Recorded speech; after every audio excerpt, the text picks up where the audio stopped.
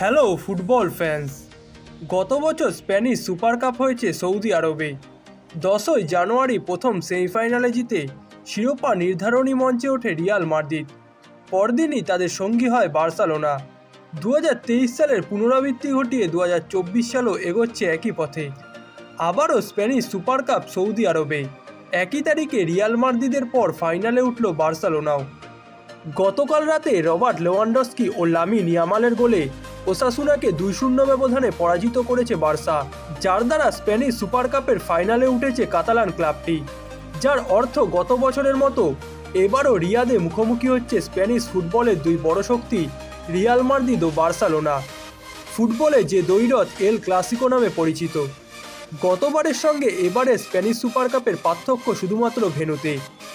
আগের রাতে দারুণ প্রতিদ্বন্দ্বিতাময় এক ম্যাচে অ্যাটলেটিকো মাদ্রিদকে 5-3 গোলে হারায় রিয়াল মাদ্রিদ।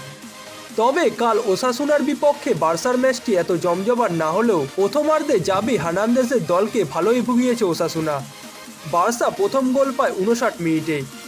ইলকায় গুন্ডোগানের অ্যাসিস্ট থেকে লেভানডস্কি গোলটি করেন।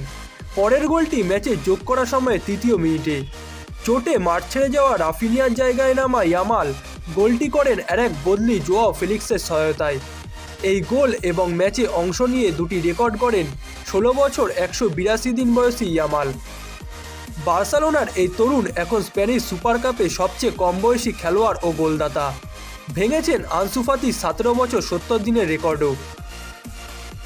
গত স্প্যানিশ সুপার কাপের ফাইনালে রিয়াল মাদ্রিদকে 3-1 গোলে হারিয়ে ট্রফি জিতেছিল বার্সেলোনা। তবে এবার সেটি সহজ হবে না বলেই মনে করেন জাভি।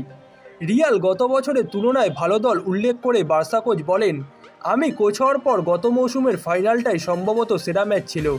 এবছর তারা আরও ভালো দল, তবে আমরা খুবই উজ্জীবিত। এবছর লা লিগায় রিয়াল মাদ্রিদ এখন 1 নম্বরে আছে, আর তাদের চেয়ে 7 পয়েন্টে পিছিয়ে বার্সেলোনা 3-এ। সাম্প্রতিক ফর্মে রিয়াল এগিয়ে থাকলেও এল ক্লাসিকোয় কার্লো অ্যাঞ্চেলোত্তির দলকে ফেভারিট বলতে রাজি নন জাভি। তিনি বলেন, আমাদের ফাইনাল খেলতে হবে না, আমাদের জিততে হবে। আমাদের প্রতিপক্ষ এমন দল যারা নিজেদের সেমিফাইনালে খুবই ভালো খেলেছে, তবে এখানে কোনো ফেভারিট নেই। এটা এল ক্লাসিকো। আশা করি গতবারের মতোই জিতব। আমরা বর্তমান চ্যাম্পিয়ন। রিয়াদে 14ই জানুয়ারি স্প্যানিশ সুপার কাপের ফাইনালে মুখোমুখি হবে রিয়াল মাদ্রিদ ও বার্সেলোনা।